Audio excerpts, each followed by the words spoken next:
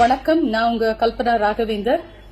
என்ன பத்தியும் என்னுடைய கணவரை பத்தியும் நியூஸ்லயும் மீடியாலையும் ஒரு தவறான வதந்தி பரப்பிக்கிட்டு இருக்கிறதுனால அதை பத்தி நான் ஒரு கிளாரிட்டி கொடுக்கறதுக்காகத்தான் நான் இந்த வீடியோ பண்றேன்.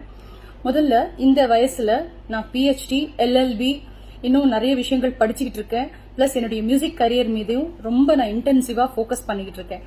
இதுல ரொம்ப ஸ்ட்ரெஸ் லெவல்ஸ் ஜாஸ்தியானதுனால எனக்கு பல வருஷமாவே சரியான தூக்கம் எனக்கு இல்ல. அந்த தூங்க முடியாத பிரச்சனைனால டாக்டர் கிட்ட ட்ரீட்மெண்ட் எடுத்துக்கிட்டப்போ இன்சோம்னியா இஷ்யூஸ் இருக்கு அப்படின்னு சொல்லி எனக்கு மெடிசன் பிரிஸ்கிரைப் பண்ணியிருந்தாங்க. அந்த மெடிசன் அந்த ஒரு பர்டிகுலர் நாள் டோசேஜ் கொஞ்சம் ஜாஸ்தி எடுத்ததுனால அது எனக்கு லங் இன்ஃபெக்ஷன் ஆகி நான் அன்கான்சியஸ் ஸ்டேட்டுக்கு போயிட்டேன்.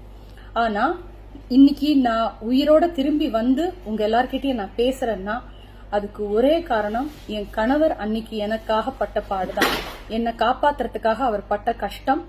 ஏன்னா கரெக்டான டைம்ல, ஏன்னா அவர் வெளியூர்ல இருந்தாரப்போ என்னை காப்பாத்துறதுக்கு போலீஸோடைய ஹெல்ப் எடுத்துக்கிட்டு மீடியா எல்லாரும் வந்து மெடிக்கல் ஆம்புலன்ஸ் எல்லாம் அவர் கோஆர்டினேட் பண்ணதுனால கரெக்டான டைம்ல வந்து அவங்க என்னை காப்பாத்தி என்னை ரெஸ்கியூ பண்ணி ஹாஸ்பிட்டல் என்னை அட்மிட் பண்ணாங்க.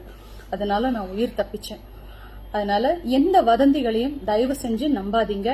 எனக்கு பர்சனல் இஷ்யூஸோ ப்ராப்ளம்ஸோ எதுவுமே கிடையாது. கடவுளோட அருள்னால தி பெஸ்ட் திங் எனக்கு நடந்த ஒரு விஷயம், என் வாழ்க்கையில ரொம்ப உன்னதமான அழகான ஒரு அருமையான ஒரு விஷயம், பிரசாத் பிரபாகர் எனக்கு கணவராக கிடைச்சது.